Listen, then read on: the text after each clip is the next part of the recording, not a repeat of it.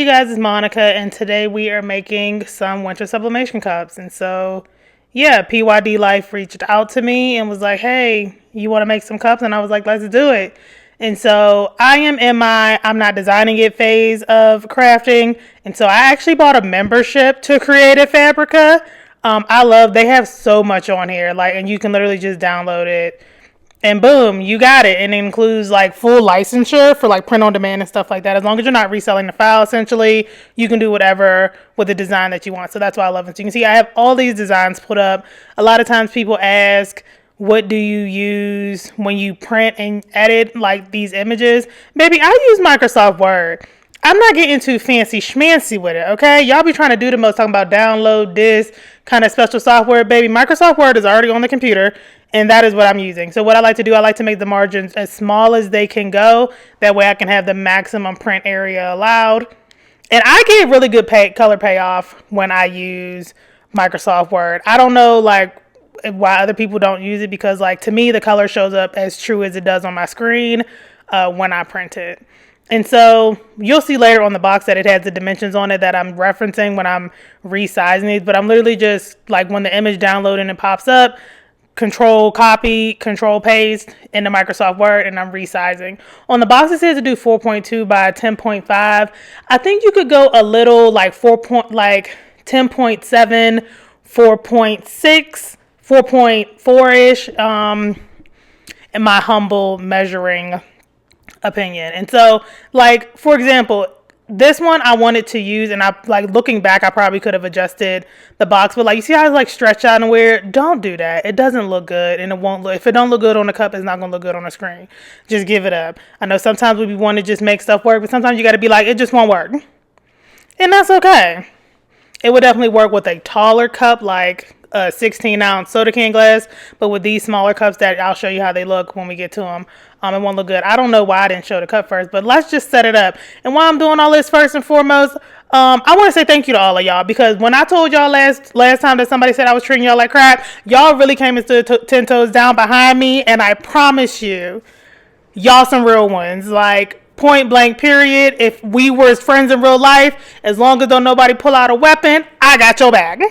Now the minute somebody pulls out a pew pew, baby, it's fight or flight. I don't know if I would die about you, but we can fight somebody behind it. I'm cool with that. But like, when it comes to if we might die, probably not. But if we're friends, then you probably would also already know that about me, so that wouldn't be a problem. But anyway, yeah, I just want to say thank you. I love you guys. I appreciate you guys. I'm so thankful for y'all being here. Sometimes I just feel like I be talking to myself, but then I realize there are people listening and enjoying, and that means a lot to me, just being here and vibing with me. So yeah, that's it. I'm not going to do too much on it, but just thank you. Before you print, for sublimation prints, make sure that you are flipping it horizontally. You want it to print backwards because you're going to press it onto the cup. And so, yeah, make sure you're printing it horizontally. Well, that's what it is in Microsoft Word. I don't know what the other terms it may be, and if you're using like a different software, but in Microsoft Word, just select the flip horizontally button. And so I like to do all my prep work up front. So I'm just going to go ahead and use this little paper cutter. Y'all know I've been rocking with this paper cutter for probably at least 5 years. I've replaced the blade once, and I am still rocking and grooving with it. You can't go wrong with one of these things. So I really want to get like one of them ones with a handle, but I just feel like that's doing too much. Like, I'm not running a school here. So like, what would I really do with the one with the handle? But I don't know. I've had one in my Amazon cart for like months. So we'll see. Probably won't get it because it's too big to store too. Even though they have smaller versions, but I don't need it is what it comes down to. So yeah, just cutting everything up, getting rid of as much excess. I'm sorry. I hate when I do that. Any excess material, and kind of just cutting it to shape, not having too much, because when you cut off the right amount of excess material, it also helps you center it on the cup. If you leave too much excess material, the cup might, you might miss your center. And so I already had a PYD Life press, but we'll get to that in a minute. They sent me these tape measures, and so I hadn't opened these, and I was like, what is it? Like, did they want me to like do something with these? And I pulled it out. I was like, okay, like we're matching the press. Okay, branding. But yeah, and so I pulled it out. I'm like, okay, am I supposed to do something with this? I'm like, what am I supposed to do with this? And then I realized that it was a cup tape measure. It's a circumference tape measure. And I said, oh, this is genius. We've been, because y'all know I have that little bootleg one that I use from Amazon that I like, but it's like a real, like a actual tape measure. And so that thing just don't fit nowhere. And so essentially how you would use this, or how at least I'm using it, is that I pull out a bunch, and then you stick it around the cup, you press the button in, if I can get the right button, and then boom, you would read the measurement so you can know how long you would need to make your print. I was like, okay, I love that. And so they also sent me these sublimation spatulas. I might do like a little reel or a short or whatever they call it with these, because you actually need a sublimation oven in order to print these. And I don't have a sublimation oven. I just have a regular old heat presses and cut presses. And so, yeah, but you can definitely just put like some DTF on those and gift them. They had the same thing with these scrapers. Like if you know somebody that's a crafter, a little wannabe crafter, and you have like some little DTF that you want to throw on it, that would definitely work. But if you actually wanted to press something on these, you would need a sublimation oven. So yeah, and they come with the shrink wrap. So you would have to print it, tape the design on there like the paper, shrink wrap it with a heat gun, and then you would put it in the oven. All right, but to the main thing we're doing here today, these are 13-ounce sublimation tumblers, and it tells you can see we have some printing instructions on the side as far as what you can use to press these, and then the temperature, and you can see right up at the top the actual printing size that you were to use. That was what I referenced when I was making my designs. So yeah, these are so cute. Let's get the box open first before I start hyping them up.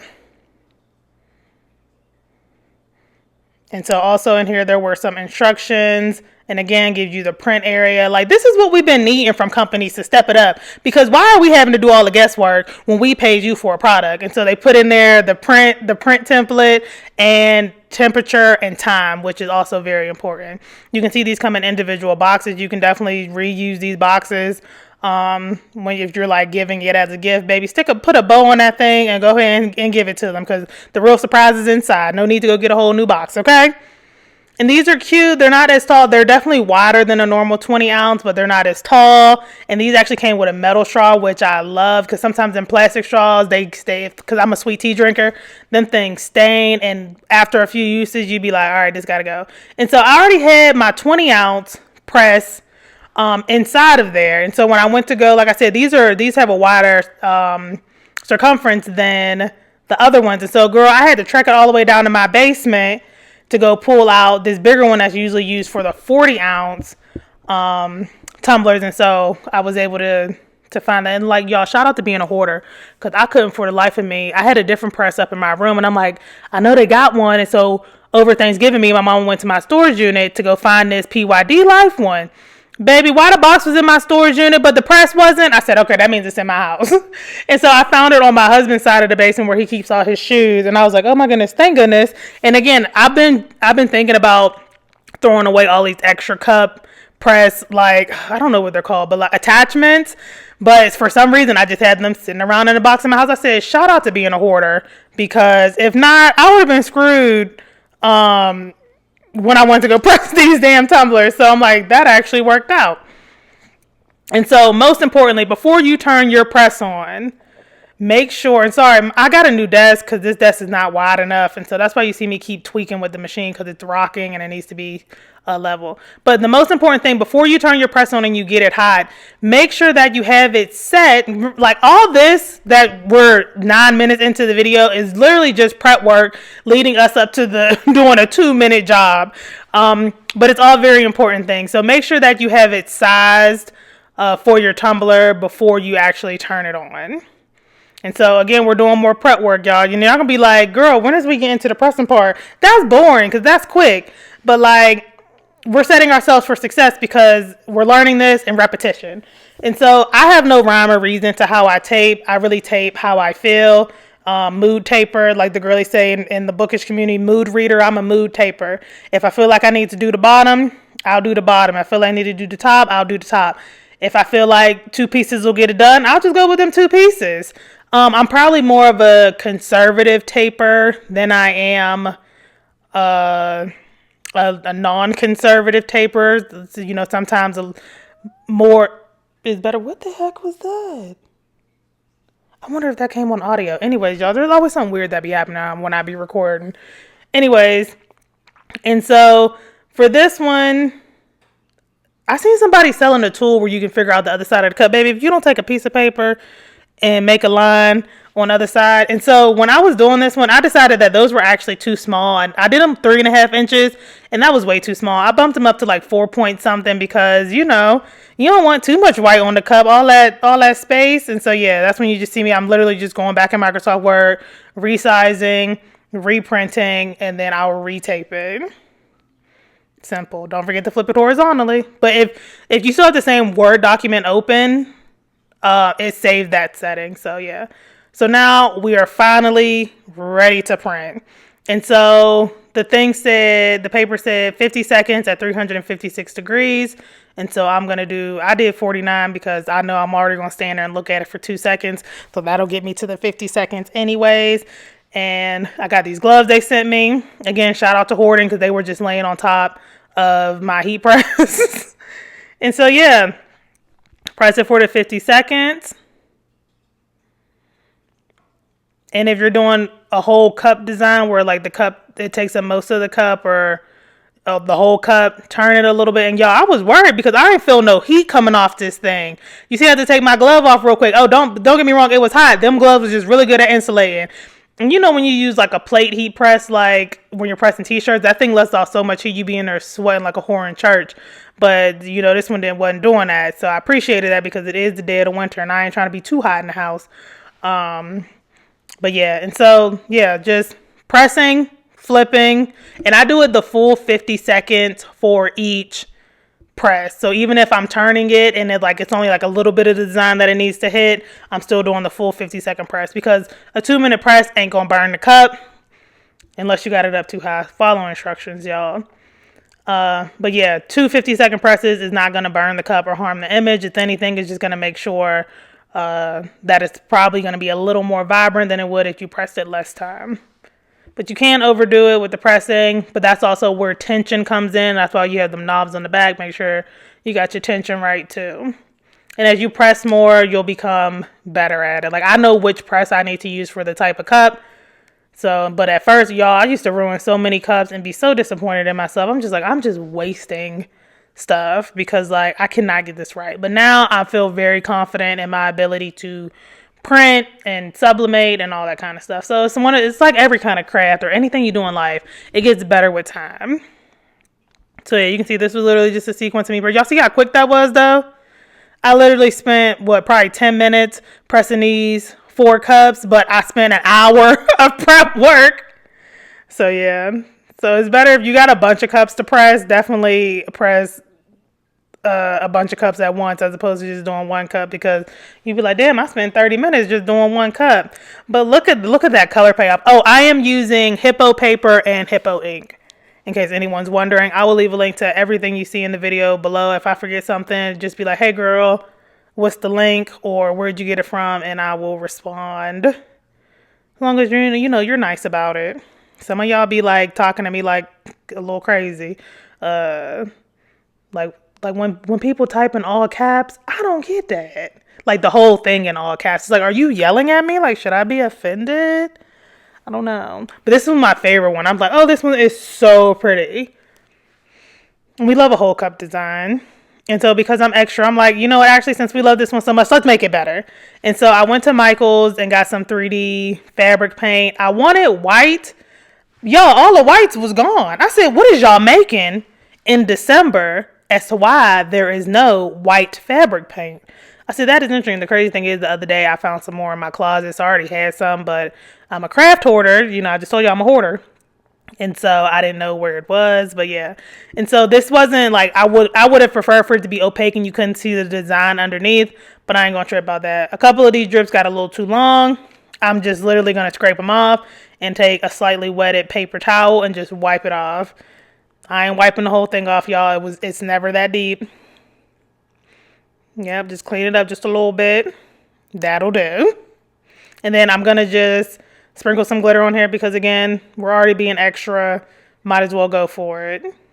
even though that was glitter fabric paint. But if I was using regular dimensional fabric paint, it wouldn't have been glittery. So yeah, that's so cute. I was like, yeah, good decision. I think that looks really good with this design too. So I let that dry overnight. I came back the next morning, and I'm going to just do one layer of epoxy. If someone may ask, do I need to seal it if I do the fabric paint? Absolutely. Because I could literally just peel this fabric paint off. Fabric paint is not that, especially when it's put against like a metal surface like that, you can just peel it off. It's not like hard to get off even once it's dry. And so in order to solidify and seal everything in, you're going to want to do some type of sealing layer. So epoxy, Hyperion, Bright Tone, no, not Mod Podge or anything like that. Would not recommend that. That's too many like craft adhesives and not enough like actual products that have a chemical reaction happening that's going to like change the composition and turn into a hard plastic. So yeah. And this is just Hog, I forget what it's called, quick epoxy. But yeah, here are all the cups, you guys. Let me know which one is your favorite. I love them all for different reasons. I love this one just because it's like, okay, that's cute on the front, but bitch, I threw a recipe on the back. I don't know if this is a real recipe, but yeah, I'm like 4 cups of flour. That's way too many cookies, so I'll never make it. But yeah. I think this one's cute. This one, it's a little childish. But it's cute. And y'all can see the color payoff is there. So yeah, Microsoft Word works just fine as far as I'm concerned. And then the one that we was a little extra on. And I feel like epoxy on Sublimation Designs just makes them pop and look really 3D. Like y'all was doing them weird inflated designs. I tried to get with it. Truth be told, I thought they was all ugly. But these ones are super. But when you put the epoxy on it, it looks super good. So yeah, if I left anything out, comments or questions, please leave them below. Like I said, I appreciate you guys being here. Follow me on all social media platforms at PeriodSixDesigns, and I will see you guys in the next one.